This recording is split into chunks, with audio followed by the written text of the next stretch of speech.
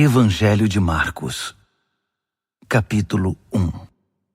As boas notícias acerca de Jesus Cristo, a mensagem, começam aqui, seguindo ao pé da letra o livro do profeta Isaías.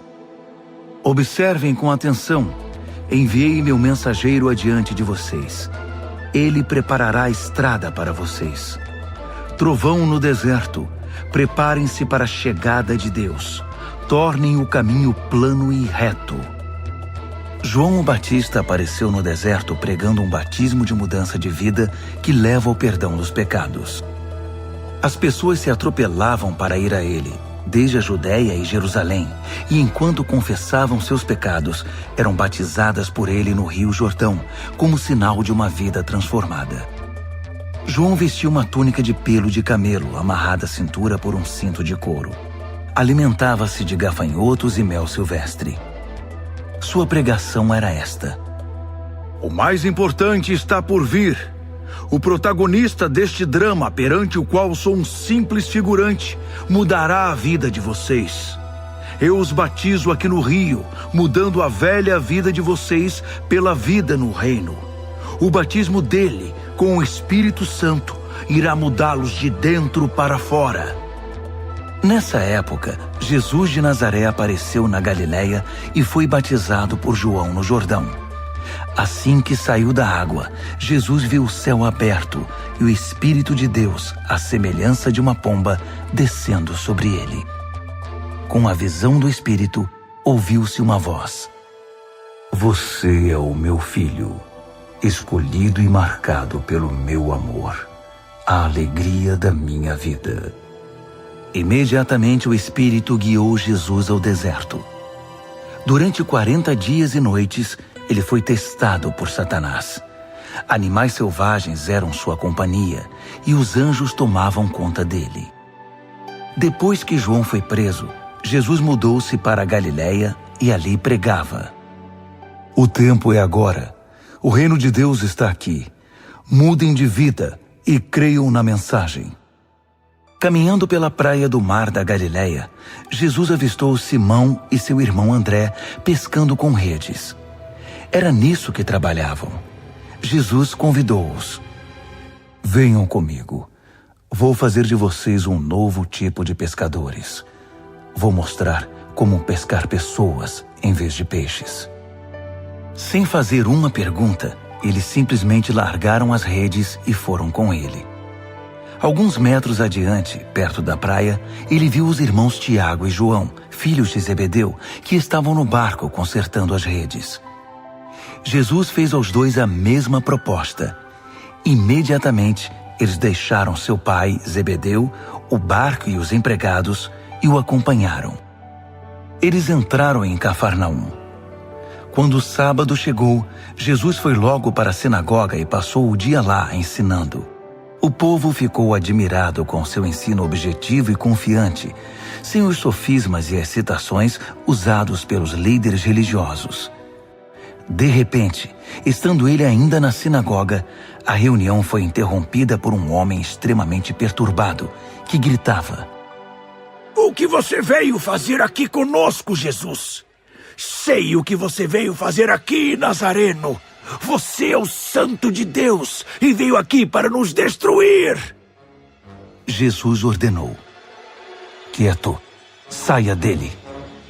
O espírito perturbador agitou o homem, protestou em voz alta e saiu. Os ouvintes, impressionados, cochichavam entre si: O que está acontecendo aqui? Um novo ensinamento com demonstração prática? Ele consegue calar espíritos demoníacos imundos e ainda os expulsa. A notícia correu rapidamente e todos na Galiléia ficaram sabendo do incidente. Jesus saiu da sinagoga e foi para a casa de Simão e André, acompanhado por Tiago e João. A sogra de Simão estava de cama, ardendo em febre. Informado disso, Jesus foi até onde ela estava, pegou-a pela mão e a fez levantar-se. Tão logo a febre a deixou, ela foi preparar o jantar para eles. Ao anoitecer, depois do pôr do sol, foram trazidas a ele pessoas doentes e afligidas por espíritos malignos. a cidade inteira fez fila na porta da casa.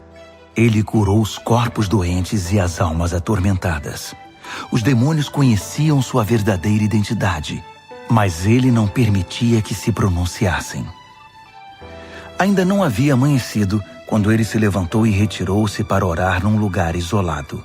Simão e os que estavam com ele foram procurá-lo. Eles o encontraram e disseram: Todos estão à tua procura?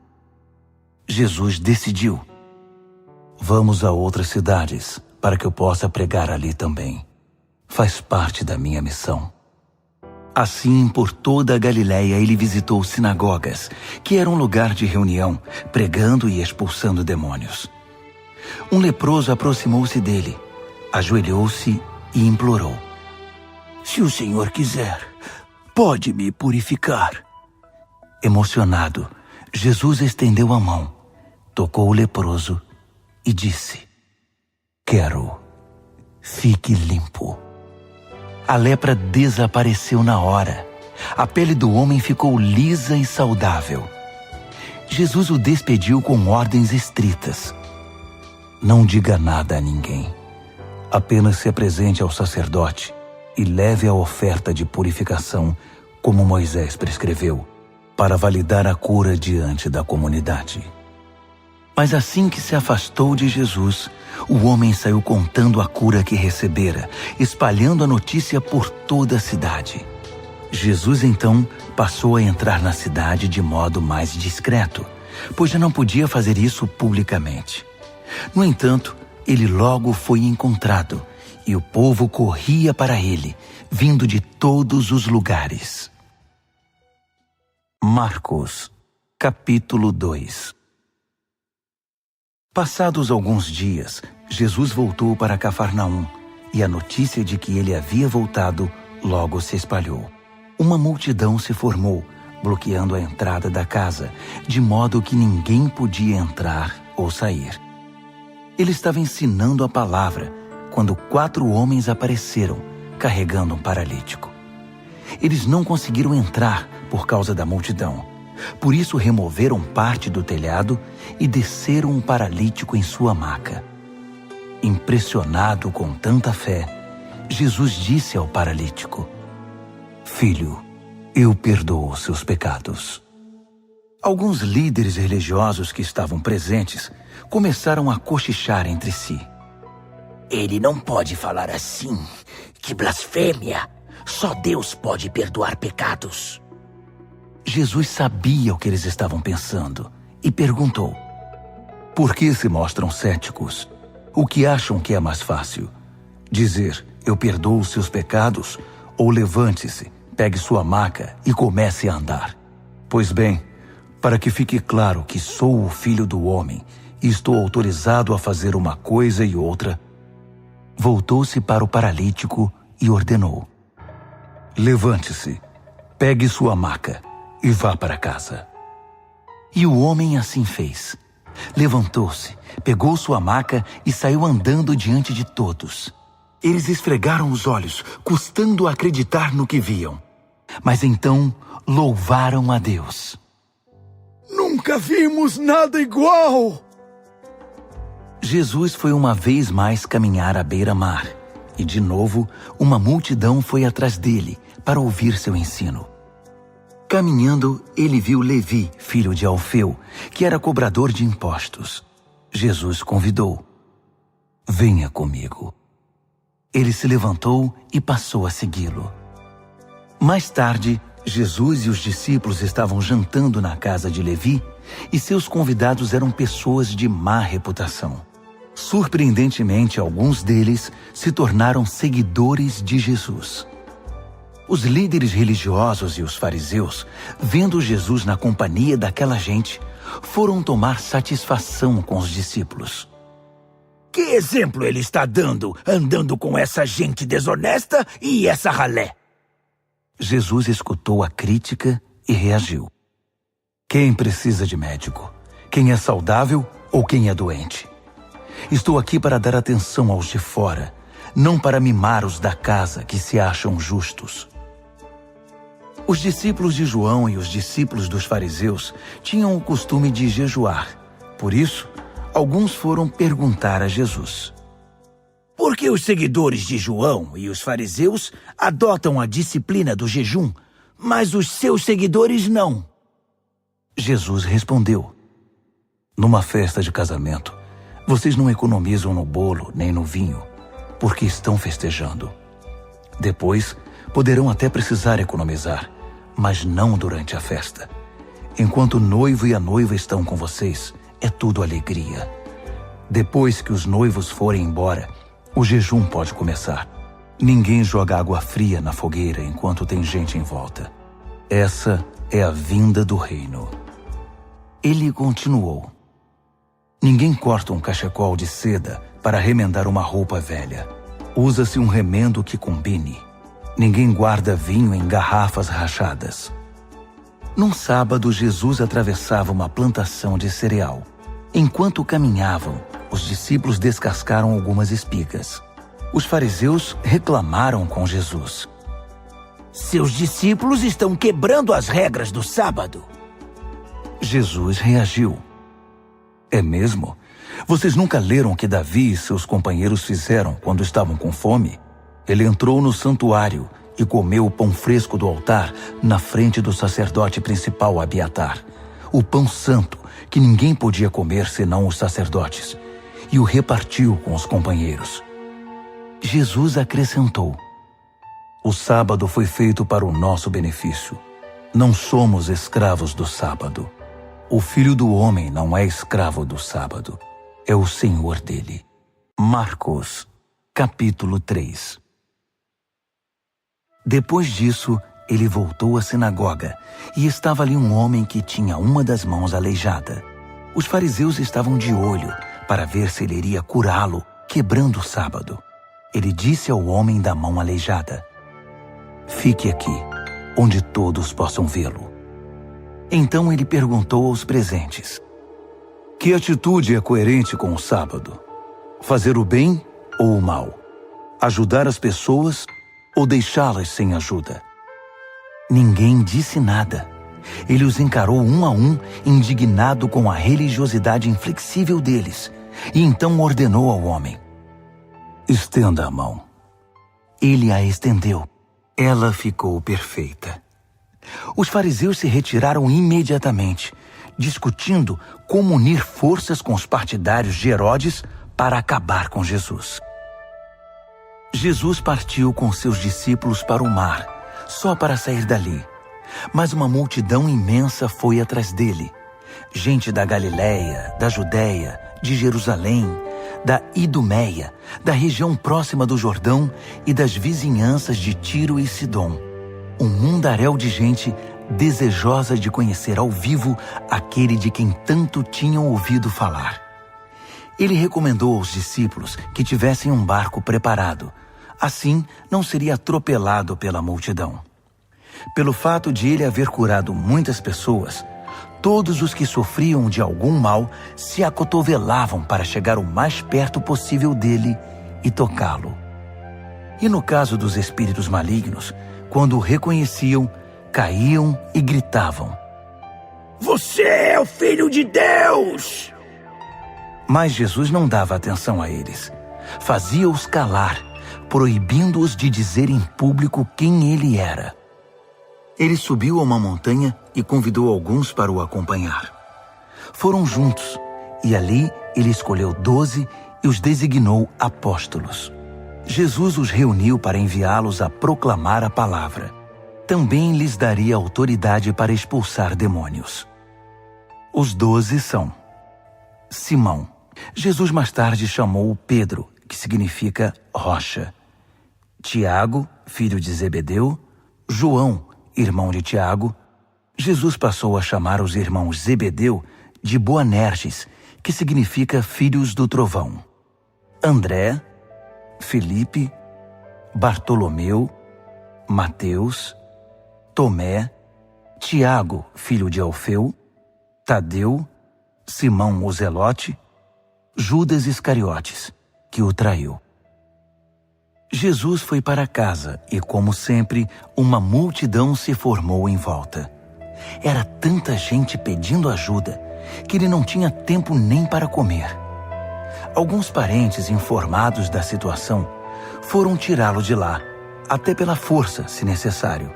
Eles suspeitavam que Jesus estava perdendo o juízo. Os líderes religiosos de Jerusalém espalharam o boato de que ele estava praticando magia negra, fazendo truques diabólicos para impressionar o povo, mostrando poder espiritual. Jesus contestou a calúnia. Faz sentido um demônio lutar contra outro demônio? Satanás expulsaria o próprio Satanás? Uma família que vive brigando se desintegrará. Se Satanás expulsa Satanás, não irá se destruir? Acham que é possível, em plena luz do dia, entrar na casa de um homem forte e acordado e roubar seus bens sem amarrá-lo primeiro? Amarrem-no e então poderão roubá-lo. Faço aqui uma advertência. Não há nada dito ou feito que não possa ser perdoado. Mas se vocês persistirem nas calúnias contra o Espírito Santo de Deus, estarão deliberadamente rejeitando aquele que perdoa, rompendo relações com aquele que os sustenta. Ele fez essa advertência porque era acusado por eles de ter ligação com o maligno. Naquele momento, sua mãe e seus irmãos apareceram. Estando do lado de fora, mandaram um recado, dizendo que queriam falar com ele. Ele estava cercado pela multidão quando recebeu o recado. Sua mãe e seus irmãos estão lá fora à sua procura. Jesus respondeu: Quem vocês acham que são minha mãe e meus irmãos? Olhando ao redor para cada um dos que estavam sentados à sua volta, ele declarou: Estão bem aqui na frente de vocês. Esses são minha mãe e meus irmãos. Mais vale a obediência que laços de sangue. Quem faz a vontade de Deus é meu irmão, irmã e mãe. Marcos, capítulo 4. Ele voltou a ensinar à beira da praia. A multidão que se formou em torno dele era tão grande que ele entrou num barco perto da praia e assentou-se. Jesus usou o barco como púlpito, enquanto o povo se acotovelava perto da água. Ele ensinava por meio de histórias, muitas histórias. Ouçam, o que vocês acham? Um agricultor estava semeando. Enquanto fazia seu trabalho, algumas sementes caíram pelo caminho e aves as comeram. Outras caíram no meio dos pedregulhos. Brotaram rapidamente, mas não aprofundaram raízes. Com o calor do sol, secaram tão rapidamente quanto haviam brotado. Outras ainda caíram no meio das ervas daninhas. As sementes chegaram a brotar, mas foram sufocadas. Nenhuma sobreviveu. Por fim, algumas, porém, caíram em boa terra e floresceram, produzindo uma colheita que superou todas as expectativas. Vocês estão entendendo? Quando eles ficaram sozinhos, os que eram mais chegados a ele, além dos 12, pediram que ele explicasse a história. Ele disse: Vocês têm o privilégio de conhecer melhor o reino de Deus. Conhecem as suas verdades. Mas para aqueles que ainda não podem ver, tudo é dito por meio de histórias, a fim de guiá-los a discernimentos mais profundos. Essas pessoas são assim. Seus olhos estão abertos, mas não veem nada. Seus ouvidos estão abertos, mas não entendem uma palavra. Recusam-se a voltar-se para Deus para receber perdão. Ele continuou: Entenderam o objetivo da história? Todas as minhas histórias têm o mesmo propósito. O agricultor planta a palavra. Alguns são como a semente que cai à beira do caminho. Assim que ouvem a palavra, Satanás arranca o que foi plantado neles. Outros são como a semente que cai no meio dos pedregulhos. Ouvem a palavra e a recebem com grande entusiasmo. Mas assim como a palavra não cria raízes, a emoção passa ou surge alguma dificuldade, não sobra nada. A semente lançada no meio das ervas daninhas é aquele que ouve a mensagem do reino, mas é vencido pela preocupação e pela ilusão de manter o que tem e de ganhar mais. A mensagem é sufocada e não sobra nada. A semente lançada na terra boa é a pessoa que ouve a palavra e a abraça, e a colheita supera todas as expectativas. Jesus continuou: alguém compra uma lâmpada para pôr debaixo do tanque ou debaixo da cama? O que se faz não é colocá-la numa prateleira? Nós não estamos guardando segredos, nós os estamos revelando. Não estamos escondendo nada, mas tornando público. Vocês estão entendendo? Ouçam bem o que estou dizendo. Fiquem atentos quando algum espertalhão ensinar que vocês podem vencer na vida por vocês mesmos. Dar é o caminho, não ganhar. Generosidade produz generosidade. A avareza empobrece. Então Jesus disse: o reino de Deus é como sementes lançadas num campo por um homem. Ele vai dormir e se esquece do que fez. A semente brota e cresce, mas ele nem imagina como isso ocorre. A terra dá conta de tudo, sem a ajuda dele.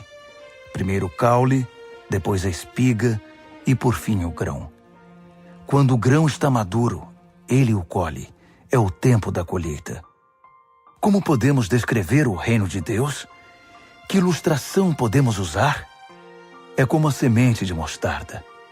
É uma das menores sementes, mas uma vez plantada, germina e cresce tanto que os pássaros fazem ninhos em seus ramos e abrigam-se à sua sombra. Com outras histórias semelhantes, ele apresentava sua mensagem ao povo, aplicando as histórias à experiência e compreensão deles. Ele sempre contava uma história. Quando estava sozinho com seus discípulos, explicava tudo, desfazendo o emaranhado. Todos os nós eram desatados. Naquele dia, ao cair da tarde, ele decidiu: vamos para o outro lado do mar. Eles entraram no barco em que ele estava. Outros barcos foram atrás deles. De repente, uma tempestade violenta os envolveu. As ondas invadiam a embarcação, ameaçando afundá-la, enquanto Jesus, com a cabeça sobre um travesseiro, dormia na popa do barco. Os discípulos o acordaram, implorando: mestre, não vais fazer nada! Nós vamos morrer! Jesus acordou e ordenou ao vento que se acalmasse. Ele disse ao mar: quieto, sossegue. O vento virou brisa e o mar ficou em plena calmaria. Jesus repreendeu os discípulos: por que tanto medo? Vocês não têm fé? Eles estavam apavorados e confusos. Afinal, quem é este homem? Se perguntavam. Até o vento e o mar se acalmam quando ele ordena. Marcos, capítulo 5. Eles chegaram ao outro lado do mar, na terra dos Gerazenos. Assim que Jesus saiu do barco, um louco, vítima de demônios, saiu do cemitério e correu para ele. O homem vivia no meio das sepulturas. Ninguém conseguia prendê-lo. Era impossível acorrentá-lo ou amarrá-lo. Ele fora amarrado muitas vezes com cordas e correntes, mas quebrava as correntes e arrebentava as cordas. Ninguém era forte o bastante para subjugá-lo. Noite e dia, vagava entre as tumbas e pelas colinas, gritando e cortando o próprio corpo com pedras pontiagudas. Quando ele viu Jesus, correu na direção dele e curvou-se reverentemente.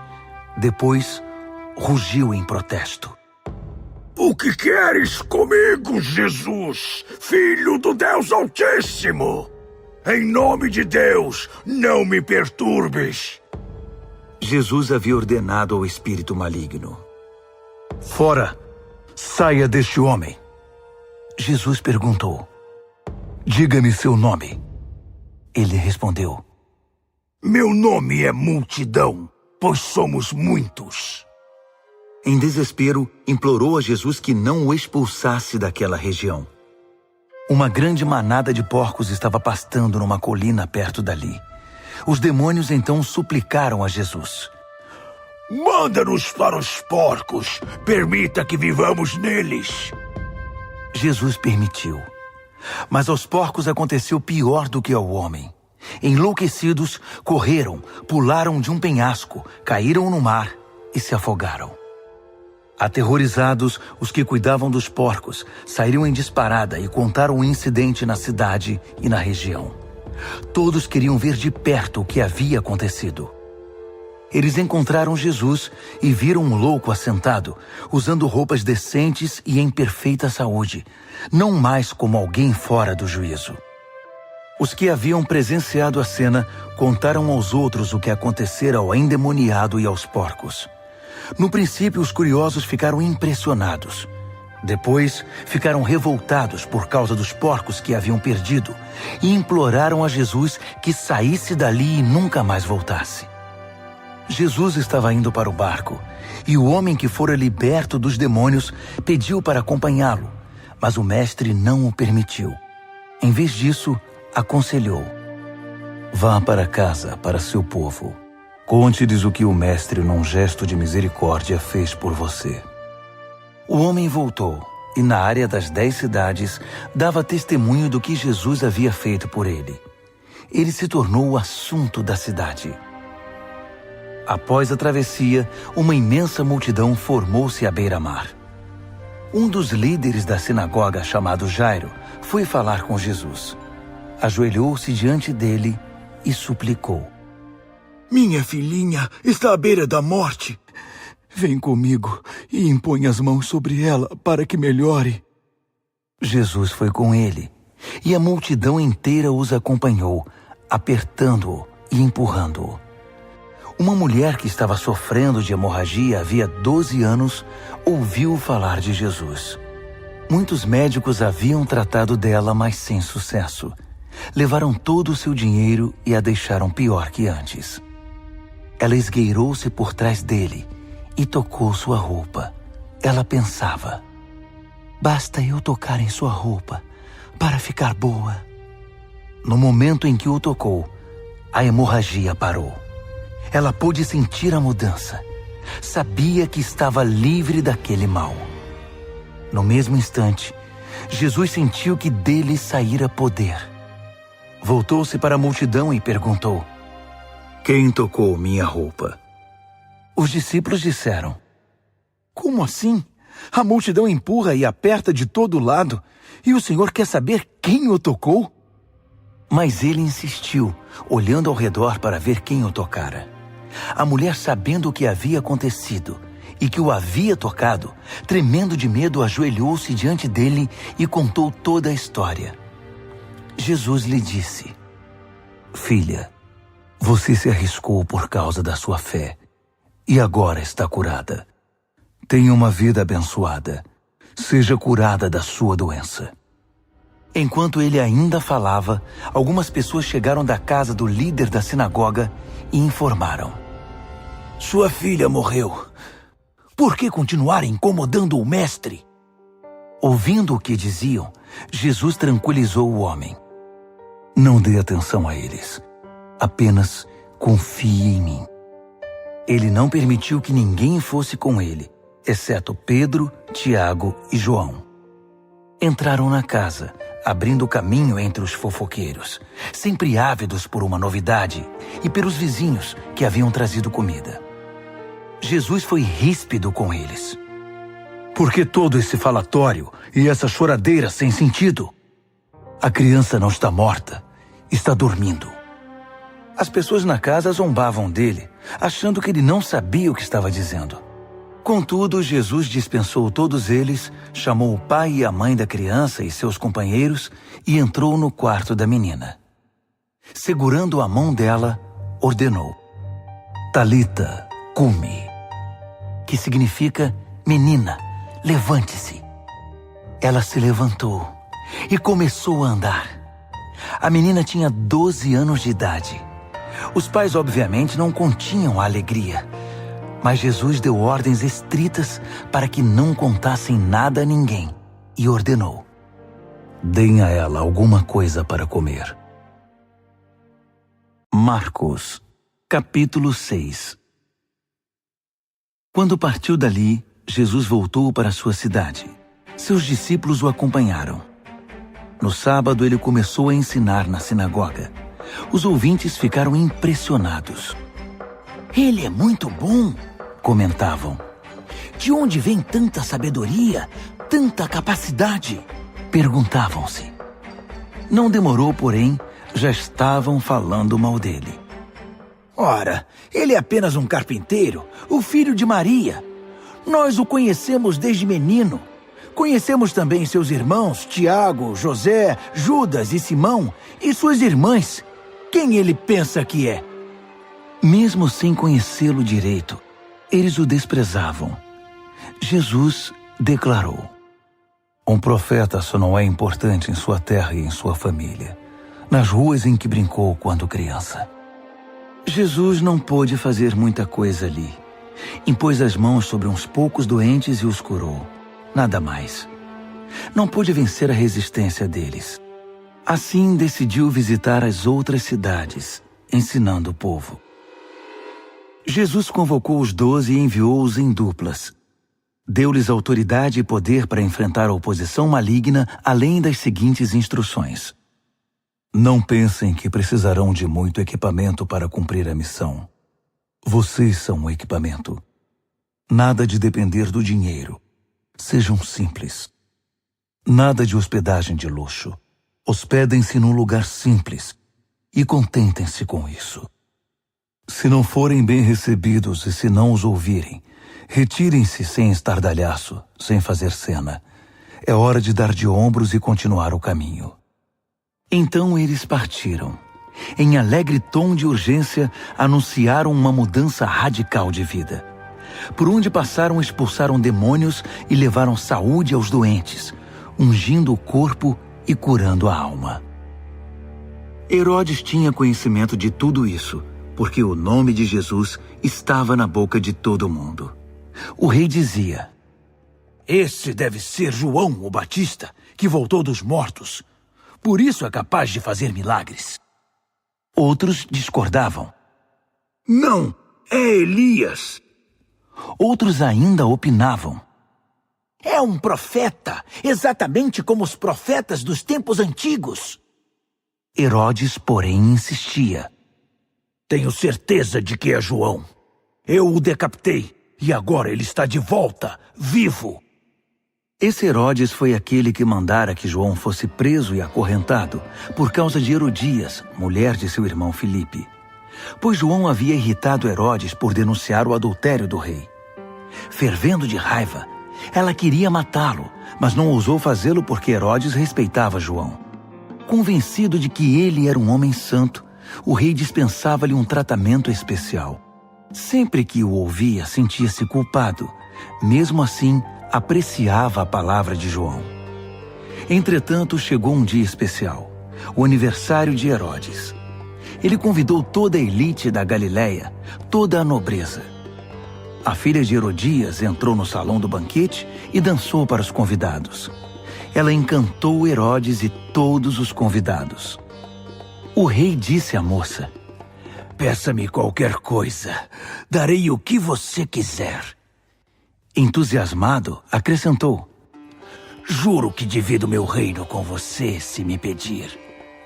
Ela foi consultar sua mãe. O que devo pedir? Peça a cabeça de João, o Batista, foi a resposta. Empolgada, ela correu até o rei e pediu: quero a cabeça de João, o Batista, numa bandeja, e quero agora. O pedido deixou o rei abalado. Mas para não perder o prestígio diante dos convidados, concedeu o que ela desejava. Ordenou que o carrasco fosse à prisão e trouxesse a cabeça de João. Ele cortou a cabeça de João e trouxe-a numa bandeja. Entregou-a à moça, que a levou para sua mãe. Quando os discípulos de João souberam do fato, foram buscar o corpo e lhe deram um sepultamento digno. Os apóstolos voltaram de sua missão e relataram a Jesus tudo o que haviam feito e ensinado. Jesus disse: venham, vamos parar e descansar um pouco. Era tanta gente indo e vindo que que eles não tinham tempo nem para comer. Eles entraram no barco e foram para um lugar mais tranquilo. Entretanto, alguém os viu partindo, e a notícia se espalhou.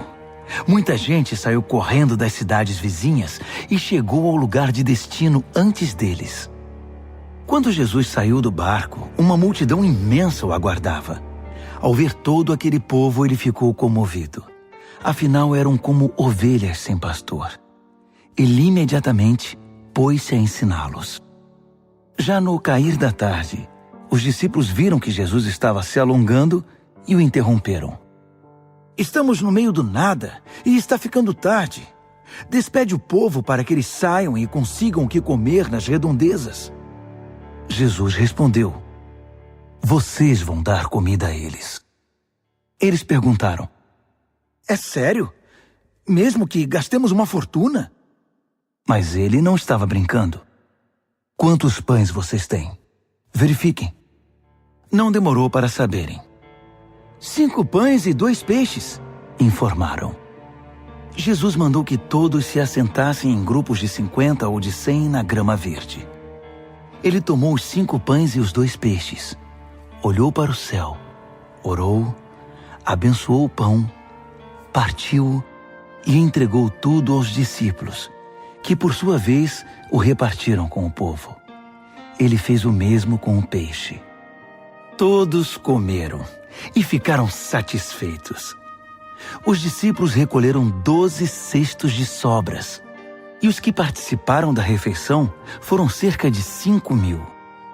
Terminada a refeição, Jesus insistiu em que os discípulos entrassem no barco e fossem para Betsaida, enquanto ele despedia o povo. Em seguida, ele subiu a uma montanha para orar. Tarde da noite, o barco já estava longe, e Jesus ainda estava em terra.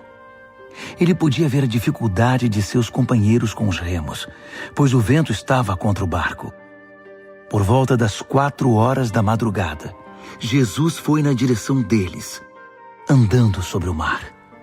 E quando se aproximou e eles o viram, pensaram que fosse um fantasma e gritaram apavorados. Jesus tratou de tranquilizá-los. Calma, sou eu. Não tenham medo. Assim que ele entrou no barco, o vento cessou. Eles ficaram perplexos, coçando a cabeça e tentando entender tudo o que havia acontecido. Não haviam entendido o que ele fizera na hora da refeição. Estavam com o coração endurecido. Concluíram a travessia, ancoraram o barco em Genezaré e lá o deixaram. Assim que pisaram em terra, a notícia rapidamente se espalhou. O povo correu até onde eles estavam, trazendo doentes em macas. Para onde quer que ele fosse, aldeia, cidade ou rota de comércio, os doentes eram levados até um local público. Eles imploravam que Jesus lhes permitisse tocar pelo menos na orla de sua roupa. E todos que a tocavam eram curados. Marcos, capítulo 7. Os fariseus e alguns líderes religiosos, vindos de Jerusalém, reuniram-se à volta dele para reclamar que os discípulos dele eram negligentes com as purificações rituais antes das refeições. Os fariseus e judeus em geral jamais participariam de uma refeição sem primeiro proceder ao ritual da lavagem das mãos, principalmente se tivessem chegado da feira, para não mencionar como limpavam canecas, panelas e outras vasilhas. Os fariseus e os líderes religiosos perguntaram: por que seus discípulos desrespeitam as leis, fazendo as refeições sem lavar as mãos? Jesus reagiu: Isaías estava certo a respeito de enganadores como vocês. Ele acertou em cheio. Esse povo faz um grande show, dizendo as coisas certas, mas o coração deles não está nem aí para o que dizem. Fazem de conta que me adoram, mas é tudo encenação. Eles me usam apenas como desculpa para ensinar o que se adapta ao seu gosto, alterando o mandamento de Deus e sempre adotando modismos. Ele continuou: que conveniente, não? Vocês se livram do mandamento de Deus para seguir os modismos religiosos sem serem incomodados. Moisés disse claramente: respeitem seu pai e sua mãe. Disse também: Quem desrespeitar o pai ou a mãe será morto. Mas vocês driblam um mandamento, alegando que é perfeitamente aceitável dizer ao pai ou à mãe: vou ofertar a Deus a ajuda financeira que eu deveria dar a vocês. Assim, vocês se livram da obrigação que têm para com os pais. Vocês anulam a palavra de Deus e a trocam por suas próprias regras. Vocês são especialistas nesse tipo de coisa. Dirigindo-se à multidão, ele acrescentou: ouçam agora, todos vocês. Prestem bastante atenção. Não é o que vocês comem que contamina a vida. É o que sai de vocês. Essa é a verdadeira contaminação. Ele voltou para casa depois de falar à multidão e seus discípulos disseram: não entendemos. O Senhor poderia nos explicar? Jesus respondeu: vocês também? Será que não entendem? Não sabem que o que se come não pode contaminar ninguém? Pois o que se come não vai para o coração, mas para o estômago. É digerido e depois é eliminado. Com isso, Jesus desafiou as minuciosas leis dietéticas dos judeus, afirmando que todos os alimentos podem ser comidos. Ele continuou: o que contamina é o que sai da pessoa. É do coração que vomitamos maus pensamentos, obscenidade, imoralidade, roubo, assassinato, adultério, cobiça, depravação, engano, bebedice, olhar maldoso, calúnia, arrogância, insensatez. Essa é a verdadeira contaminação. Dali, Jesus partiu e foi para os arredores de Tiro. Entrou numa casa para não ser encontrado, mas a notícia de sua chegada se espalhou.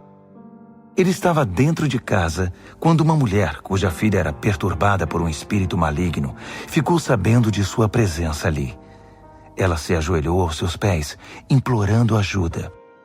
A mulher era grega, cirofenícia de nascimento, e pediu que ele curasse sua filha. Ele disse: espere sua vez. Os filhos devem ser alimentados primeiro. Se sobrar alguma coisa, os cães poderão comer. Ela foi rápida.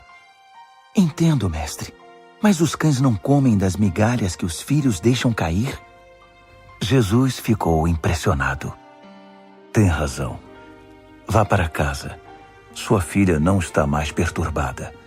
A aflição demoníaca se foi.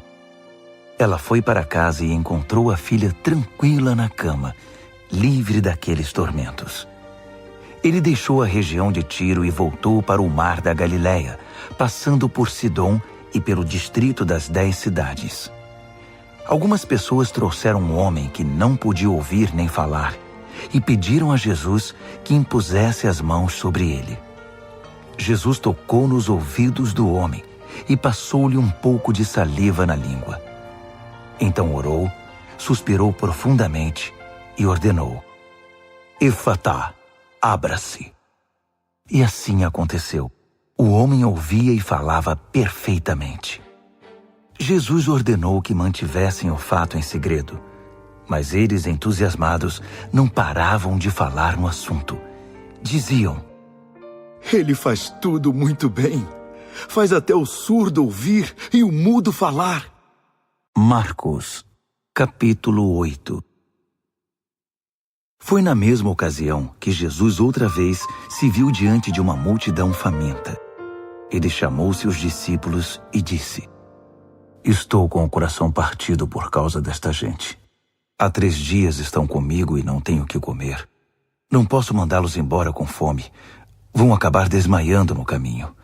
Alguns vieram de muito longe. Os discípulos perguntaram: Mas onde vamos encontrar comida suficiente para todos neste lugar deserto? Jesus perguntou: Quantos pães vocês têm? 7 pães, informaram. Jesus então mandou que o povo se assentasse. Depois de ter dado graças, tomou os 7 pães, partiu-os e entregou-os aos discípulos para que os repartissem com o povo. Havia também alguns peixes. Ele abençoou os peixes e ordenou aos discípulos que os repartissem de igual modo.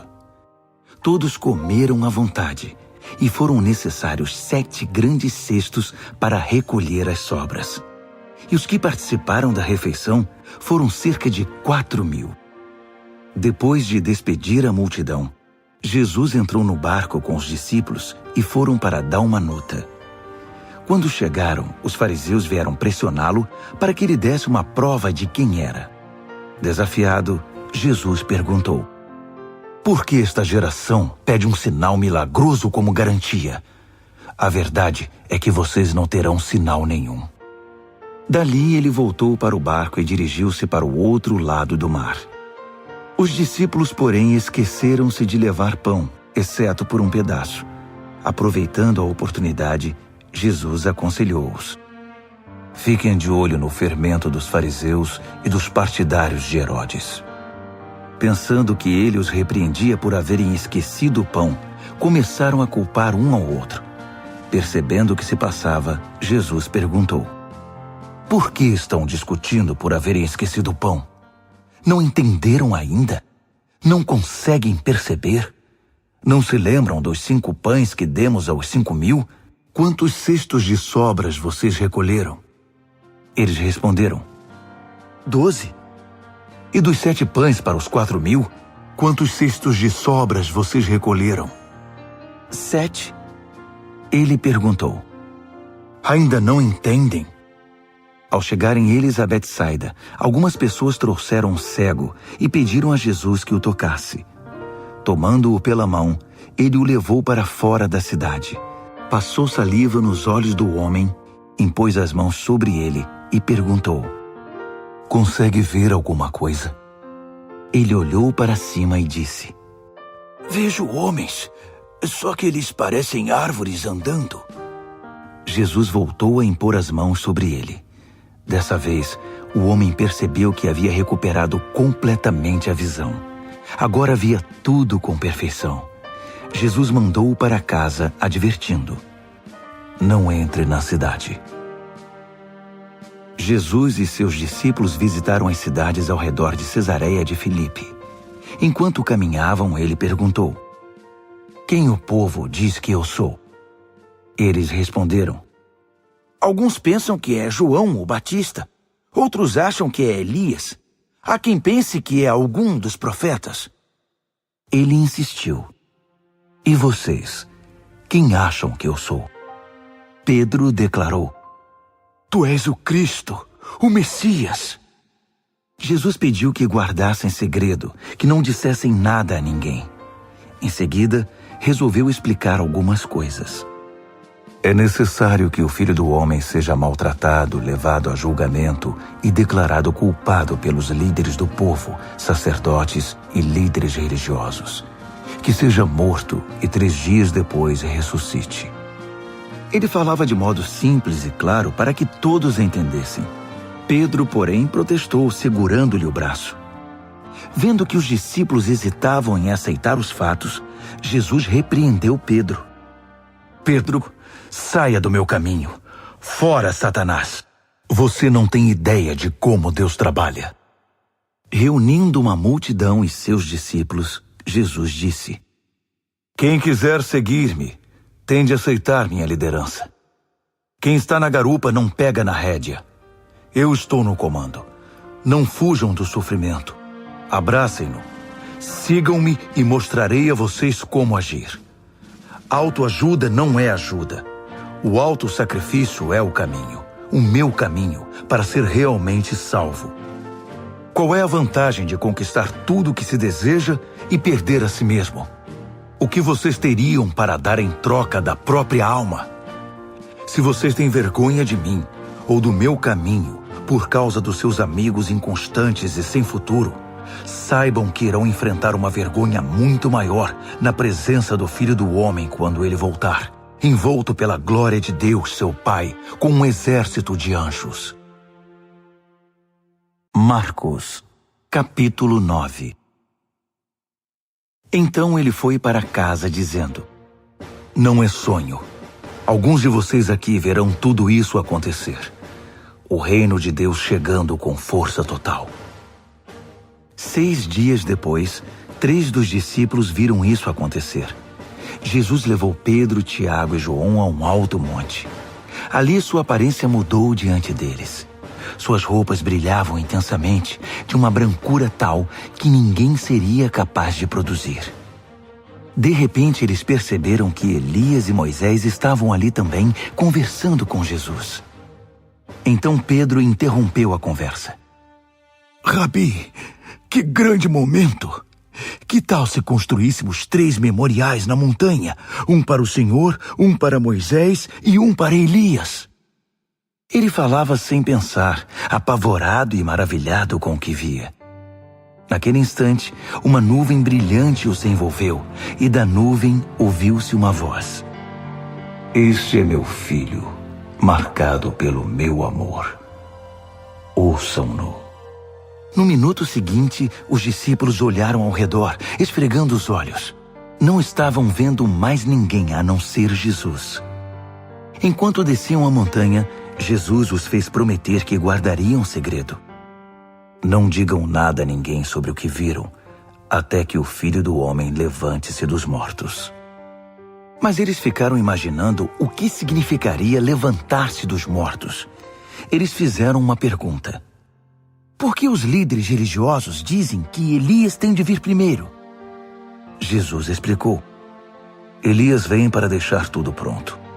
A verdade, porém, é que Elias já veio, mas eles não o reconheceram. Eles o desprezaram, assim como irão tratar o Filho do Homem. De acordo com as Escrituras, ele sofrerá terrivelmente. Será torturado e tratado com desprezo. Quando desceram a montanha para se reunir aos outros discípulos, viram-se rodeados por uma multidão imensa que debatia com os líderes religiosos. Assim que viu Jesus, o povo ficou animado. Correram para ele e o saudaram. Ele perguntou: o que está acontecendo? Por que toda esta agitação? Um homem da multidão respondeu: Mestre, eu trouxe meu filho que foi deixado mudo por um demônio. Toda vez que o demônio se aposta dele, joga-o ao chão. O menino baba, range os dentes e fica rígido como uma tábua. Falei com teus discípulos, esperando que o libertassem, mas não puderam. Jesus suspirou inconformado. Mas que geração! Vocês não conhecem Deus. Até quando vou ter de aguentar esse tipo de coisa? Quantas vezes ainda vou ter de passar por isso? Tragam o menino aqui. Eles o trouxeram. Quando o demônio viu Jesus, apossou-se do menino, que ficou babando e se contorcendo no chão. Jesus perguntou ao pai do menino: há quanto tempo isso acontece?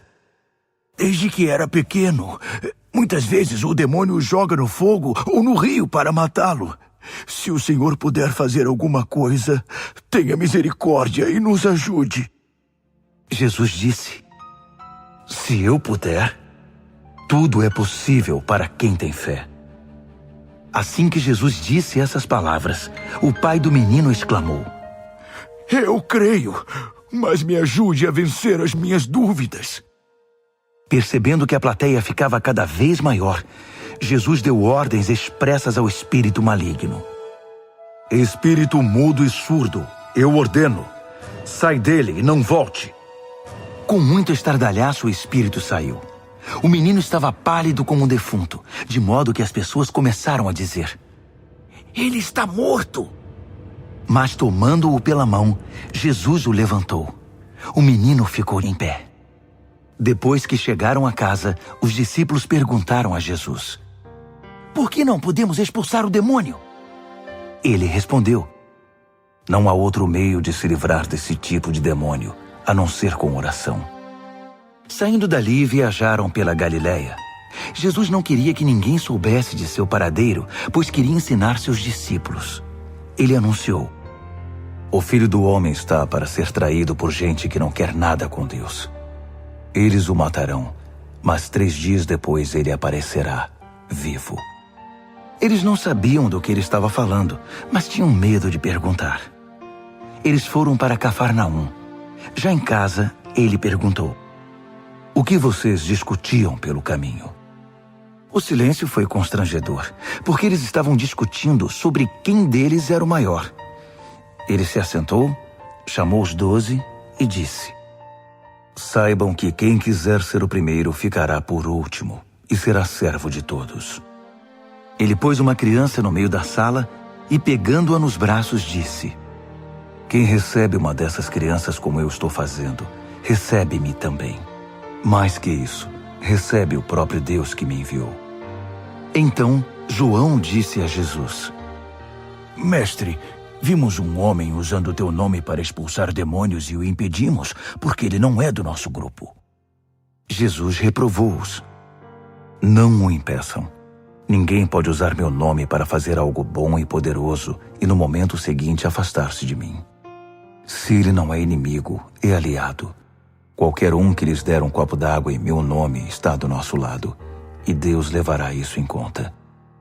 Mas quem prejudicar esses que são como crianças, intimidando-os ou tirando proveito da simplicidade deles, logo irá desejar nunca ter feito isso. Seria melhor jogar-se no meio do mar com uma pedra amarrada ao pescoço. Se sua mão ou seu pé os atrapalha na caminhada com Deus, é melhor cortá-los e jogá-los fora.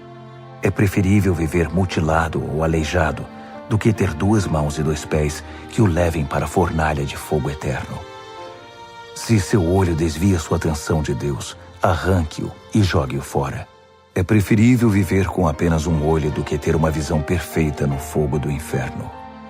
Todos cedo ou tarde irão passar por um fogo purificador. Mas vocês serão preservados das chamas eternas. Por isso, preservem-se. Vivam sempre em paz. Marcos, capítulo 10. Dali ele foi para a região da Judéia, do outro lado do Jordão. Como sempre, uma multidão o acompanhava, e ele punha-se a ensiná-los. Um dia, os fariseus vieram provocá-lo.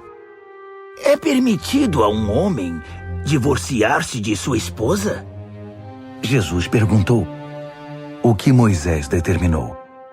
Eles responderam: Moisés deu permissão que o marido a mandasse embora, dando-lhe uma certidão de divórcio. Jesus disse: Moisés deu esse mandamento apenas como concessão ao coração duro de vocês. Na criação, no plano original, Deus fez e uniu o homem e a mulher. Por isso, um homem deixa seu pai e sua mãe, e por meio do casamento se torna uma só carne com sua mulher. Não são mais 2 indivíduos, formam agora uma nova unidade. Deus criou uma união tão perfeita que ninguém pode ter a ousadia de profaná-la, separando-os. Depois que estavam em casa, os discípulos voltaram a tocar no assunto. Jesus foi muito direto. O homem que se divorcia de sua esposa para se casar com outra comete adultério contra ela. A mulher que se divorcia do marido para se casar com outro comete adultério também. Alguns estavam trazendo crianças a Jesus, na esperança de que ele as abençoasse. Mas os discípulos deram uma bronca nessa gente. Jesus não escondeu a irritação. Não tentem afastar essas crianças. Não as impeçam de vir a mim.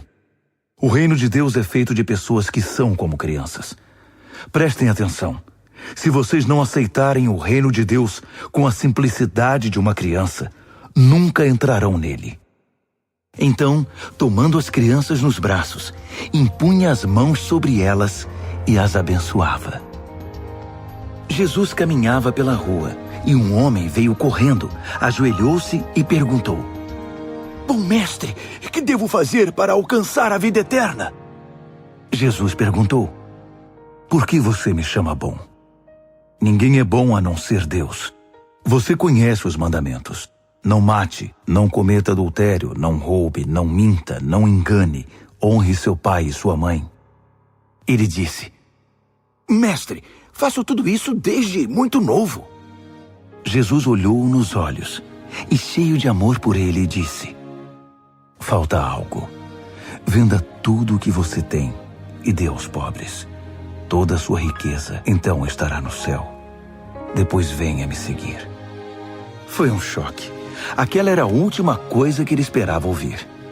Assim, abatido, ele se foi. Sendo muito apegado aos seus bens, não queria abrir mão de tudo. Enquanto observava, Jesus disse aos seus discípulos: Vocês fazem ideia de como é difícil para os ricos entrar no reino de Deus? Os discípulos foram pegos de surpresa, mas Jesus continuou: Vocês não imaginam como é difícil. É mais fácil um camelo passar pelo fundo de uma agulha. Os discípulos ficaram chocados. Se é assim, quem tem chance? Perguntaram. Jesus olhou bem firme para eles e disse: Ninguém tem chance se pensam que conseguirão pelo esforço próprio. A única maneira é deixar Deus agir. Só Ele tem o poder de fazer. Pedro então lhe disse: Nós deixamos tudo para te seguir. Jesus disse: Guardem isto.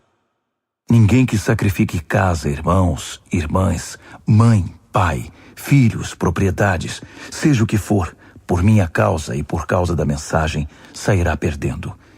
Eles terão tudo de volta, multiplicado muitas vezes em casas, irmãos, irmãs, mães, filhos e propriedades, mas também em problemas. Terão ainda o prêmio da vida eterna. Aí está de novo a grande inversão. Muitos primeiros serão últimos, e muitos últimos primeiros. De volta à estrada, eles foram para Jerusalém. Jesus ia adiante, e eles o seguiam, confusos e um pouco amedrontados. Ele chamou os 12 e disse: Ouçam-me com atenção.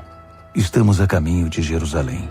Quando chegarmos lá, o Filho do Homem será entregue aos mestres da lei e aos líderes religiosos. Eles irão condená-lo à morte. Eles o entregarão aos romanos, que irão zombar dele, cuspir nele, torturá-lo e matá-lo. Mas depois de 3 dias, ele se levantará vivo. Tiago e João, filhos de Zebedeu, foram falar com Jesus. Mestre, queremos que o Senhor faça algo por nós. Verei se posso fazer. Eles pediram: Permite que tenhamos os lugares de maior honra na tua glória, um à tua direita e outro à esquerda. Jesus disse: Vocês não fazem ideia do que estão pedindo.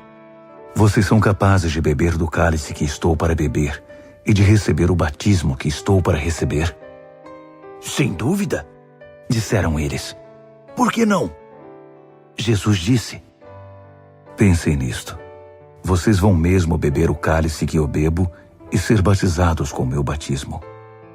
Mas quanto aos lugares de honra, não é comigo. Isso já está decidido. Os outros 10 ouviram a conversa e ficaram indignados com Tiago e João. Então Jesus os reuniu para consertar a situação. Ele disse: Vocês já devem ter notado como o poder sobe a cabeça dos governantes deste mundo, que logo se tornam tiranos. Vocês não devem agir assim. Quem quiser ser o maior deve se tornar servo. Quem quiser ser o primeiro deve se tornar escravo. É o que o Filho do Homem faz. Ele veio para servir, não para ser servido, e para dar a própria vida para salvar muita gente. Depois de passarem algum tempo em Jericó, Jesus saiu da cidade, seguido pelos discípulos e por uma multidão. E um mendigo cego chamado Bartimeu, filho de Timeu, estava sentado à beira do caminho. Quando ele soube que Jesus o Nazareno passava por ali, começou a gritar: Filho de Davi! Jesus! Misericórdia! Tem misericórdia de mim! Muitos tentaram fazê-lo calar, mas ele gritava ainda mais alto: Filho de Davi! Tem misericórdia de mim! Jesus parou e ordenou: Tragam-no aqui. Eles foram chamá-lo. Hoje é o seu dia. Ele está chamando você. Levante-se.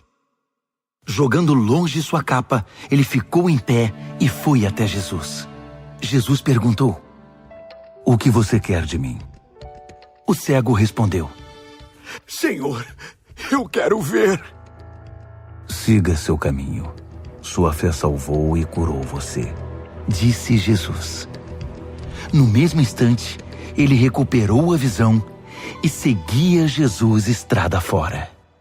Marcos, capítulo 11. Quando se aproximaram de Jerusalém, à altura de Betfagé e Betânia, perto do Monte das Oliveiras, Jesus enviou 2 discípulos com estas instruções: Vão à aldeia que está adiante. Ali encontrarão um jumentinho amarrado. Ele nunca foi montado. desamarrem-no e tragam-no aqui. Se alguém perguntar o que vocês estão fazendo, digam: o Senhor precisa dele, mas vai devolvê-lo. Eles foram e encontraram um jumentinho numa rua, amarrado a um portão. Eles o desamarraram, mas alguns dos que estavam ali perguntaram: por que estão desamarrando o jumentinho? Os discípulos responderam exatamente como Jesus os instruíra, e não foram mais incomodados. Assim, levaram o jumentinho e puseram suas capas sobre ele, e Jesus o montou. Muitos estendiam seus mantos pela estrada, dando a Jesus uma recepção de rei. Alguns lançavam seus mantos na rua, outros espalhavam ramos que haviam cortado nos campos. Havia muita gente por todo lado gritando: Hosana! Bendito é o que vem em nome de Deus! Bendito o reino do nosso pai Davi que está chegando! Hosana nos altos céus! Ele entrou em Jerusalém e foi para o templo. Parou ali para observar o movimento, mas como era tarde, voltou para Betânia com os 12. No dia seguinte, depois que saíram de Betânia, ele sentiu fome. No caminho avistou uma frondosa figueira. Aproximou-se dela para encontrar figos, mas não achou nada além de folhas. Não era a época de figos. Ele disse à árvore: nunca mais alguém comerá dos seus frutos. E os discípulos ouviram. Chegando a Jerusalém, entraram no templo, e Jesus começou a expulsar todos os que faziam comércio ali. Ele derrubou as mesas dos agiotas e as bancas dos vendedores de pombas. Também não permitiu que ninguém mais passasse carregando cestos pelo recinto sagrado. Ele explicou suas ações com o seguinte texto: minha casa foi designada casa de oração para as nações, mas vocês a transformaram em ponto de encontro de ladrões. Ao tomar conhecimento desses fatos, os principais sacerdotes e os líderes religiosos decidiram que era hora de se livrar dele. Estavam em pânico, porque o povo se mostrava encantado com os seus ensinamentos. À noite, Jesus e seus discípulos deixaram a cidade. Pela manhã, andando pela estrada, eles viram a figueira. Estava seca até a raiz. Lembrando-se do que acontecera no dia anterior, Pedro disse: Mestre, olha, a figueira que amaldiçoaste ficou seca. Jesus foi direto: assumam de fato o seu compromisso com Deus, e nada será difícil para vocês. Aquela montanha, por exemplo, basta ordenar sem dúvida ou hesitação: pule no mar, e ela obedecerá. Absolutamente tudo, do pedido menor ao maior, que vocês incluírem na oração, será atendido, se vocês de fato confiarem em Deus. E quando orarem, lembrem-se de que não se trata apenas de pedir. Se vocês têm algo contra alguém, perdoem. Só então o Pai Celestial de vocês perdoará os seus pecados. De volta a Jerusalém, eles caminhavam pelo templo. Então os principais sacerdotes, os líderes religiosos e os líderes do povo exigiram: mostre-nos suas credenciais. Quem deu a você autoridade para falar e agir desse modo? Jesus respondeu: primeiro respondam a uma pergunta. Se a responderem, também responderei a sua. No caso do batismo de João, quem o autorizou? Deus ou os homens? Digam-me. Eles ficaram numa situação difícil e sabiam disso. Confusos, cochichavam entre si. Se dissermos Deus, ele vai perguntar por que não acreditamos nele. Se dissermos os homens, estamos em apuros, porque o povo tinha João na conta de profeta. Decidiram então dar a vitória a Jesus dessa vez. Não sabemos, responderam. Jesus concluiu: então também não vou responder a pergunta de vocês. Marcos, capítulo 12. Em seguida, Jesus começou a lhes contar algumas histórias. Um homem plantou uma vinha, cercou-a, fez um tanque de espremer uvas, construiu uma torre de vigilância, arrendou-a aos lavradores e saiu em viagem. Quando chegou a época da colheita, ele enviou um empregado para receber sua parte nos lucros. No entanto, os lavradores o agarraram, espancaram e mandaram embora de mãos vazias. Ele mandou outro empregado que também foi agredido e humilhado. Depois enviou outro, que foi assassinado. O mesmo aconteceu com muitos outros. Uns foram agredidos, outros assassinados. Restava apenas um que podia ser enviado, seu filho amado. Já quase sem esperanças, decidiu enviar o próprio filho, pensando: meu filho eles vão respeitar. Mas os lavradores perceberam a oportunidade. Esfregaram as mãos cheios de cobiça e disseram: esse é o herdeiro. Vamos matá-lo e ficar com a vinha. Então o agarraram e mataram, e depois jogaram o corpo fora da vinha. O que vocês acham que o proprietário da vinha irá fazer? Isso mesmo, vai se livrar dessa gente. Depois arrendará a vinha a outros. E vocês podem confirmar nas Escrituras. A pedra que os pedreiros rejeitaram é agora a principal. Isso é obra de Deus. Nós esfregamos os olhos, custando a crer nisso. Percebendo que o recado era para eles, os líderes religiosos quiseram prendê-lo na hora. Mas como estavam receosos da opinião pública, acharam melhor recuar. Por isso saíram dali tão rápido quanto puderam.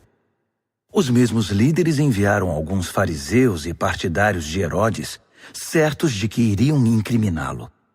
Eles disseram: Mestre, conhecemos a sua integridade. Sabemos que o senhor não se importa com a opinião popular, não explora seus discípulos e ensina o caminho de Deus com muito zelo. Diga-nos com toda a honestidade, é correto pagar impostos a César? Jesus percebeu de imediato a malandragem e disse: qual a razão desse joguinho? Por que tentam me pegar com essas armadilhas? Vocês têm uma moeda? Deixe-me vê-la.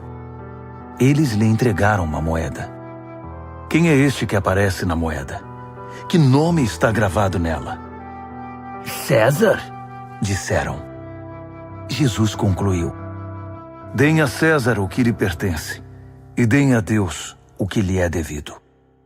Eles ficaram de boca aberta, sem saber o que responder. Alguns saduceus, o grupo que nega a ressurreição, perguntaram a Jesus: Mestre, Moisés escreveu que se um homem morre sem filhos, o irmão dele é obrigado a se casar com a viúva e ter filhos com ela. Pois bem, havia 7 irmãos. O primeiro casou-se e morreu sem filhos. O segundo casou-se com a viúva. Ele morreu, mas também não teve filhos. O mesmo aconteceu com o terceiro.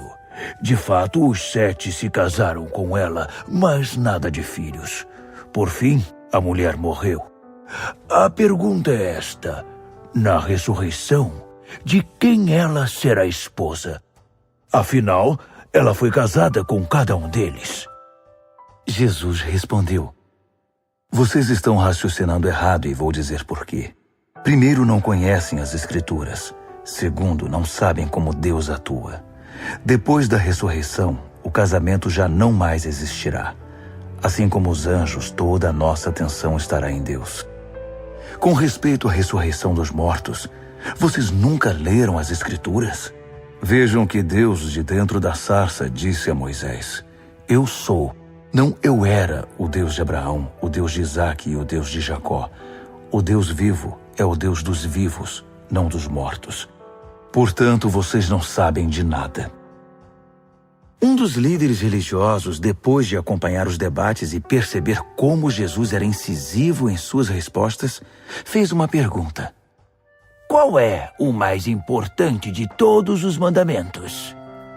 Jesus respondeu: o primeiro em importância é o seguinte: ouça, Israel, o Senhor seu Deus é único.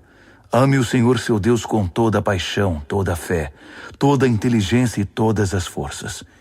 E o segundo é: ame o próximo como a você mesmo. Não há nenhum outro mandamento que se compare a esses. Um líder religioso disse: que resposta maravilhosa, mestre! Tão lúcida e precisa. Deus é único e não há outro.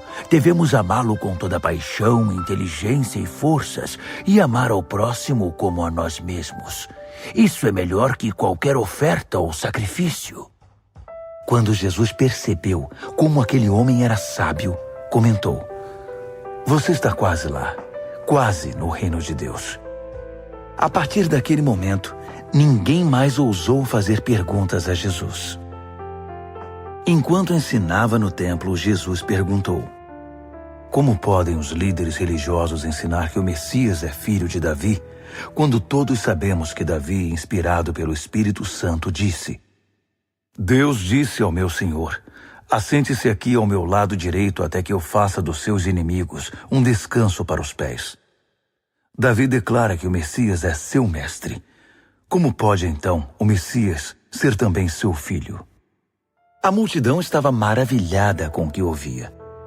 Ele continuou a ensinar: Cuidado com os líderes religiosos.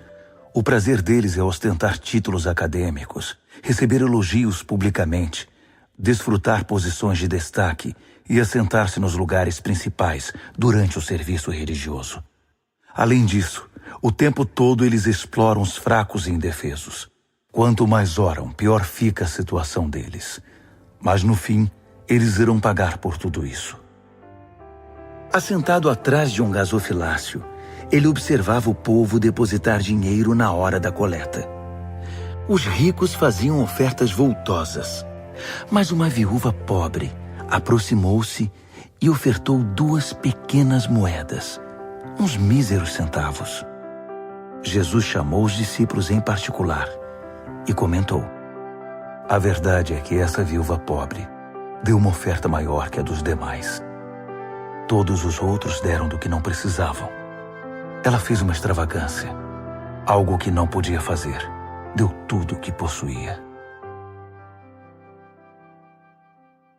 Marcos, capítulo 13.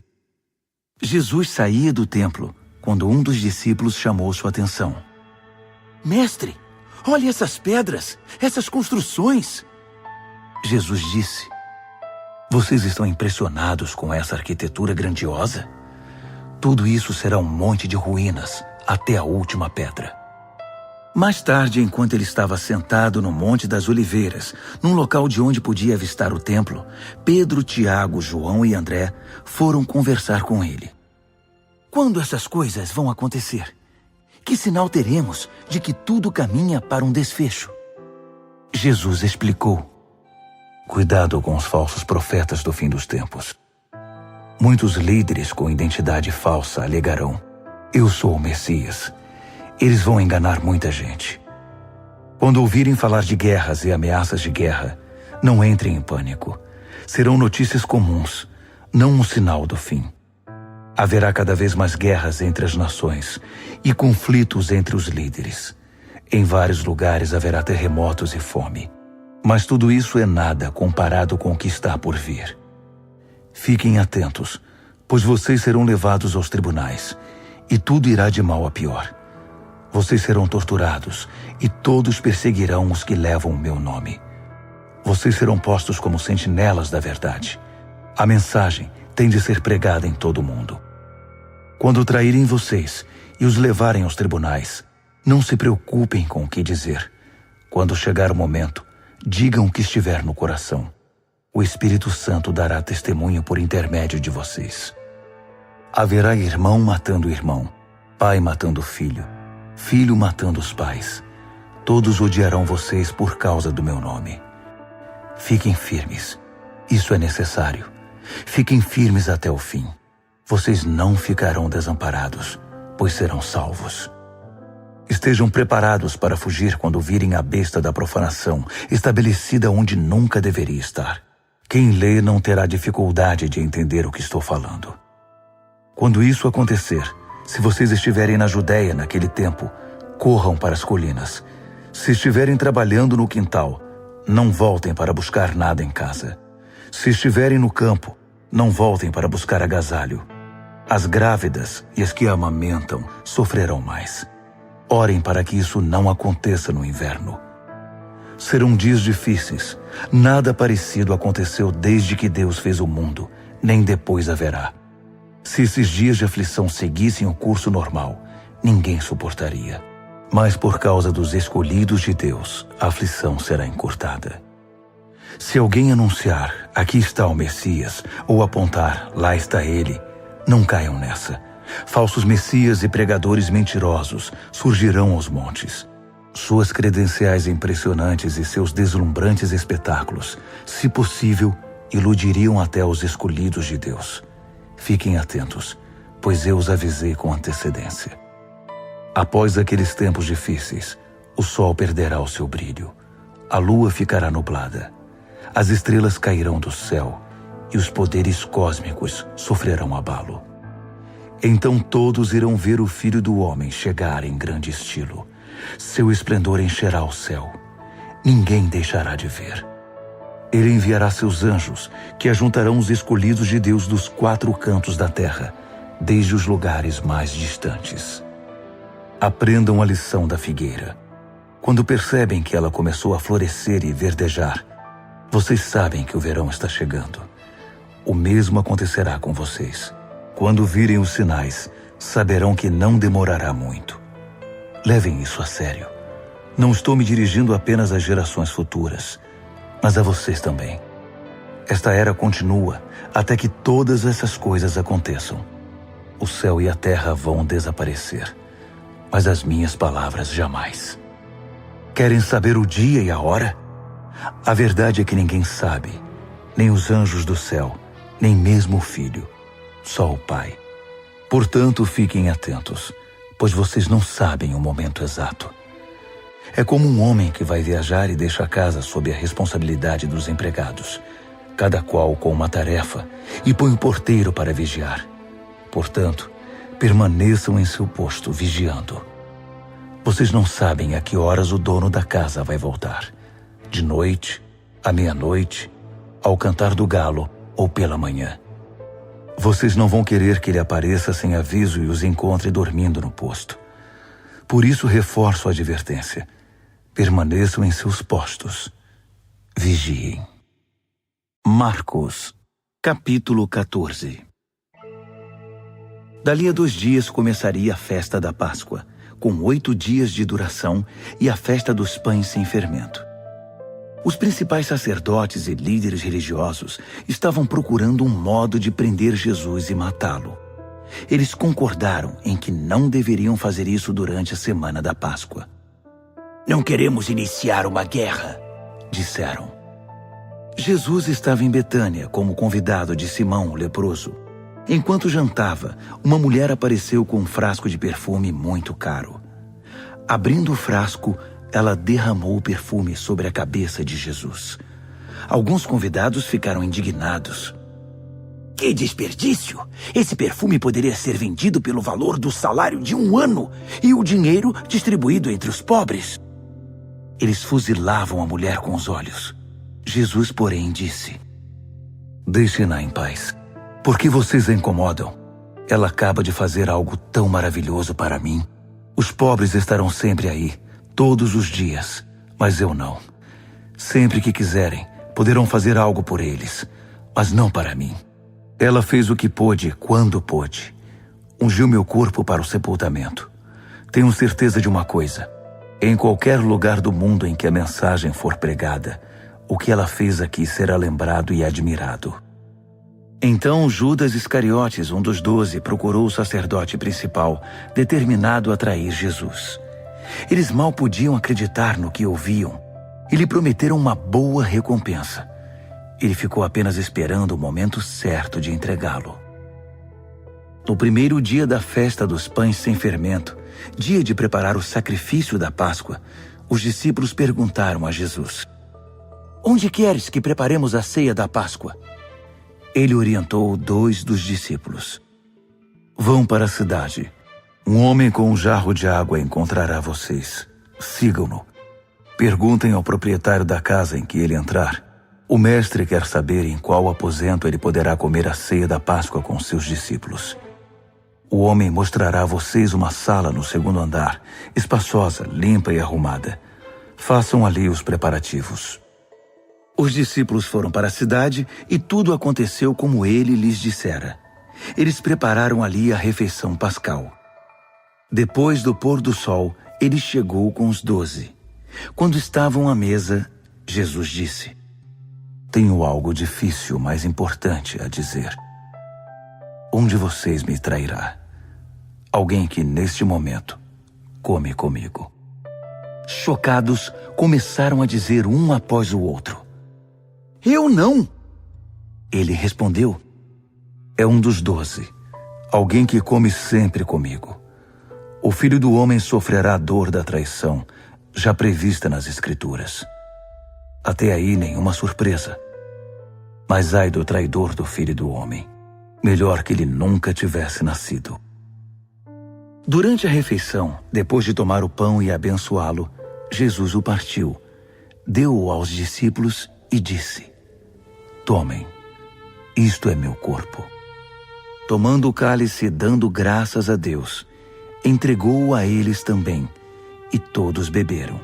Ele disse: Isto é meu sangue, a nova aliança de Deus, derramado em favor de muitos. Não beberei vinho outra vez até o dia em que o beber no reino de Deus. Então eles cantaram um hino e foram para o Monte das Oliveiras. Jesus alertou-os: Por causa do que vai acontecer comigo, vocês irão se dispersar. Isso é para cumprir um texto das Escrituras que diz: Vou ferir o pastor, e as ovelhas ficarão desorientadas. Mas depois que eu ressuscitar, irei adiante de vocês para a Galileia. Mas Pedro, todo afoito, declarou: Ainda que todo mundo fuja, eu não fugirei. Jesus respondeu: Não tenha tanta certeza. Ainda esta noite, antes que o galo cante 2 vezes, você vai me negar 3 vezes. Pedro protestou, falando sem pensar: Ainda que eu tenha de morrer contigo, jamais te negarei. Todos os outros disseram o mesmo. Então eles foram para um jardim chamado Getsêmani. Jesus disse aos discípulos: Fiquem aqui, enquanto vou orar mais adiante. Levando consigo Pedro, Tiago e João, ele mergulhou em grande agonia e declarou: A tristeza que sinto é uma tristeza de morte. Fiquem aqui e vigiem comigo. Indo um pouco mais adiante, prostrou-se no chão e orou: Paizinho, Pai, Tu podes me livrar. Afasta este cálice de mim. Mas, por favor, não seja o que eu quero, mas sim o que Tu queres. Quando voltou aos discípulos, encontrou os 3 dormindo e disse a Pedro: Simão, você veio para dormir? Não pode aguentar nem 1 hora? Fiquem atentos. Orem sempre para que não caiam em tentação antes mesmo de perceber o perigo. Uma parte de você está disposta a fazer qualquer coisa por Deus, mas a outra parte simplesmente não reage. Depois disso, voltou ao seu lugar e fez a mesma oração. Retornando mais uma vez, ele os encontrou dormindo. Eles simplesmente não conseguiam manter os olhos abertos e não tinham nem como se desculpar. Ele voltou pela 3ª vez e disse: Vocês vão dormir a noite toda? Minha hora chegou. O Filho do Homem está prestes a ser traído e entregue nas mãos dos pecadores. Levantem-se. Vamos. O traidor chegou.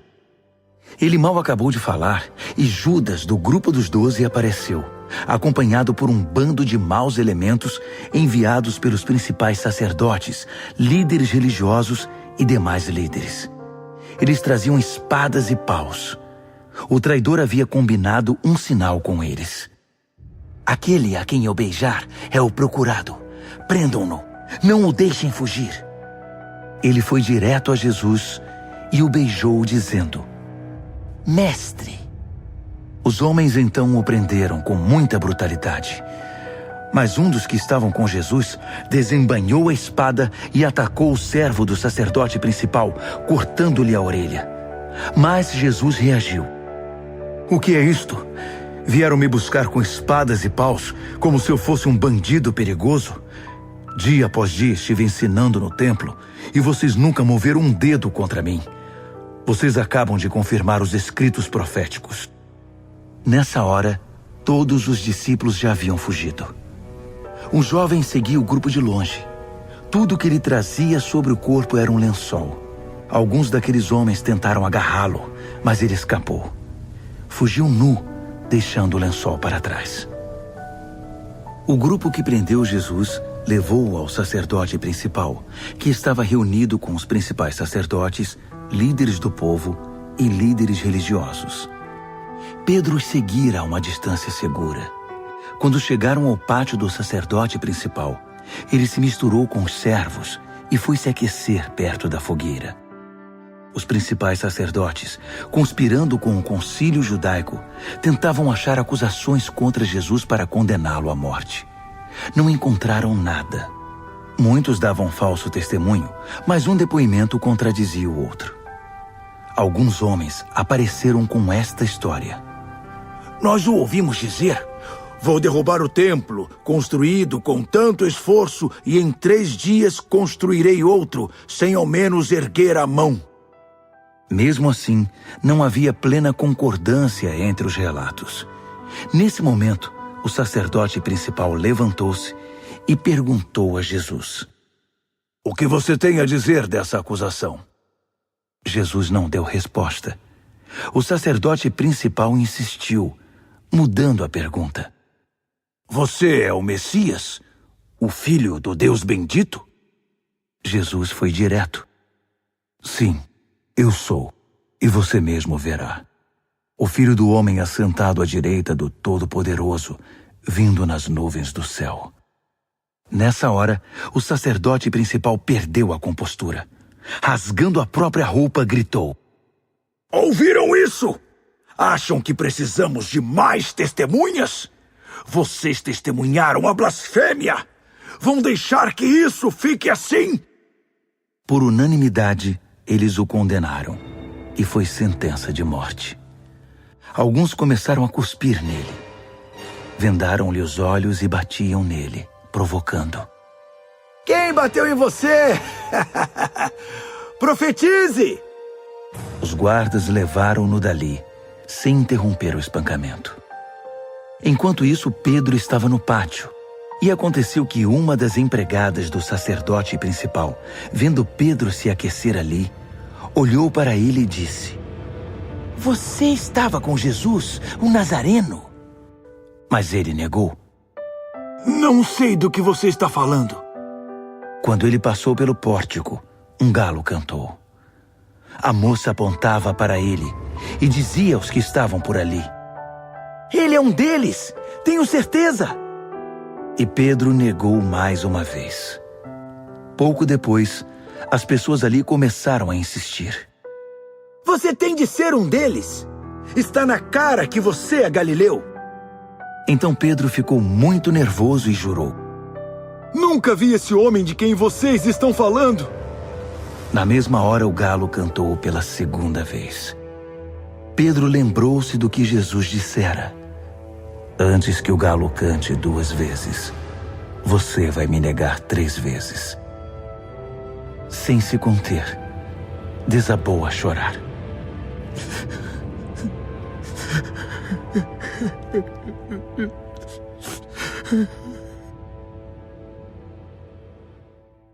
Marcos, capítulo 15. À primeira luz do dia, os principais sacerdotes, os mestres da lei e os líderes religiosos convocaram uma sessão com todo o concílio judaico. Eles amarraram Jesus com cuidado e foram levá-lo a Pilatos. Pilatos perguntou: Você é o rei dos judeus? Jesus respondeu: Se você diz. Os principais sacerdotes derramaram diante do governador um dilúvio de acusações. Pilatos insistiu: Você não vai responder nada? São muitas acusações. Mesmo assim, ele ficou em silêncio. Pilatos ficou impressionado. Havia o costume de se libertar um prisioneiro na festa, qualquer um que o povo pedisse. Na ocasião, havia outro prisioneiro chamado Barrabás, preso com revoltosos que haviam cometido assassinato num levante contra Roma. A multidão logo iria apresentar seu pedido, e Pilatos se antecipou a eles. Vocês querem que eu liberte o rei dos judeus? O governador sabia que fora por pura inveja que os sacerdotes haviam entregado Jesus. No entanto, os principais sacerdotes haviam orientado a multidão para que pedissem a libertação de Barrabás. Mas Pilatos perguntou: Então, o que farei com este homem que vocês chamam rei dos judeus? Eles gritaram: Crucifique-o! Pilatos objetou: Mas por qual crime? Contudo, eles gritavam ainda mais alto: Crucifique-o! Pilatos atendeu ao pedido da multidão. Libertou Barrabás e entregou Jesus para ser açoitado e crucificado. Os soldados levaram Jesus ao palácio, chamado Pretório, e reuniram uma tropa inteira. Vestiram-no com um manto de púrpura e puseram uma coroa de espinhos na cabeça dele. Então, começou a zombaria. Viva o rei dos judeus! Eles lhe batiam na cabeça com um bastão, cuspiam nele e se ajoelhavam diante dele, como se o reverenciassem. Quando cansaram das chacotas, tiraram-lhe o manto de púrpura e o vestiram de novo com as suas roupas. Então o levaram para crucificá-lo. Um homem estava passando de volta do trabalho, Simão de Cirene, pai de Alexandre e Rufo. Eles o obrigaram a carregar a cruz de Jesus. Os soldados levaram Jesus ao Gólgota, que significa colina da caveira. Ofereceram-lhe vinho misturado com mirra para aliviar a dor, mas ele não aceitou. Então o pregaram na cruz. Depois fizeram um sorteio para ver quem ficaria com suas roupas. Jesus foi crucificado às 9 horas da manhã. A acusação, o rei dos judeus, foi escrita numa placa. Com ele crucificaram 2 criminosos, um à direita e outro à esquerda. Os que passavam caçoavam, sacudindo a cabeça e ironizando. Você alegou que poderia destruir o templo e reconstruí-lo em 3 dias? Mostre agora seu poder! Salve-se! Se você é mesmo o Filho de Deus, desça da cruz! Os principais sacerdotes e os líderes religiosos também estavam ali, misturados ao povo, divertindo-se e zombando de Jesus. Ele salvou os outros, mas não pode se salvar. Ele é mesmo o Messias, o rei de Israel? Então, desça da cruz e todos nós acreditaremos em você. Até os que estavam crucificados com ele participavam da zombaria. Então, do meio-dia às 3 da tarde, toda a terra ficou na escuridão. Cerca das 3 horas da tarde, Jesus gritou bem alto: Eloi, Eloi, lama sabachthani. Que quer dizer: meu Deus, por que me abandonaste? Alguns dos que viram aquilo o ouviram e disseram: Ele está chamando Elias. Um deles correu, pegou uma esponja mergulhada em vinagre e ergueu-a numa haste e deu-o de beber a Jesus e disse: Vamos ver se Elias vem para tirá-lo daí. E depois de um grito de dor, Jesus deu seu último suspiro. Naquele instante, a cortina do templo rasgou-se ao meio, de alto a baixo. Quando o capitão da guarda viu que Jesus já não respirava mais, exclamou: Ele era o Filho de Deus. Algumas mulheres observavam à distância. Entre elas Maria Madalena, Maria, mãe do jovem Tiago e de José, e Salomé. Quando Jesus estava na Galiléia, elas o seguiam e serviam e tinham vindo com ele para Jerusalém. Mais tarde, sendo o dia da preparação, isto é, a véspera do sábado, apareceu José de Arimateia, membro respeitado do concílio judaico. Ele aguardava com expectativa a vinda do reino de Deus. Enchendo-se de coragem, procurou Pilatos e pediu o corpo de Jesus.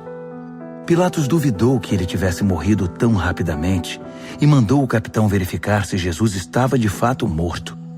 Com a garantia do capitão, ele entregou o corpo a José. José havia comprado um lençol de linho. Depois, envolveu o corpo e o depositou no túmulo que havia escavado na rocha. Pôs uma grande pedra na entrada. Maria Madalena e Maria, mãe de José, observaram o sepultamento. Marcos, capítulo 16. Passado o sábado, Maria Madalena, Maria, mãe de Tiago e Salomé trouxeram especiarias para embalsamar Jesus. Na manhã de domingo, assim que o sol raiou, elas foram ao túmulo. Estavam preocupadas e diziam umas às outras: "Quem irá rolar a pedra do túmulo para nós?" Ao chegar, elas descobriram que a pedra já havia sido rolada. Era uma pedra muito grande. Elas se aproximaram e viram um jovem vestido de branco, assentado à direita. Ficaram muito assustadas. Então, ele lhes disse: "Não tenham medo. Sei que vocês procuram Jesus o Nazareno, aquele que foi crucificado. Ele ressuscitou. Não está mais aqui. Vejam vocês mesmas que o lugar está vazio. Agora podem ir. Digam aos discípulos dele e a Pedro que ele vai adiante de vocês para a Galileia. Vocês o verão lá, exatamente como ele disse." Elas saíram o mais rápido que puderam, nervosas e ainda um tanto atordoadas. Amedrontadas, não disseram nada a ninguém. Depois de ressuscitar, Jesus apareceu bem cedo, na manhã de domingo, para Maria Madalena, a quem havia libertado de 7 demônios. Ela procurou os antigos companheiros na fé, chorando, e deu a notícia a eles. Quando ouviram que ele estava vivo e que ela o tinha visto, não acreditaram nela. Mais tarde, ele apareceu de forma diferente a 2 deles que caminhavam pelo campo. Eles voltaram e contaram aos demais, mas estes também não acreditaram no relato. Depois disso, quando os 11 estavam jantando, ele apareceu e os repreendeu severamente pela incredulidade, pois se recusavam a acreditar nos que o tinham visto ressuscitado.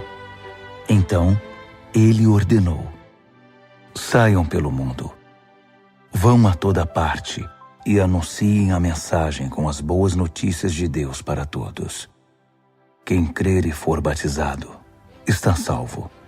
Quem se recusar a crer está condenado. Estes são alguns dos sinais que acompanharão os que crerem.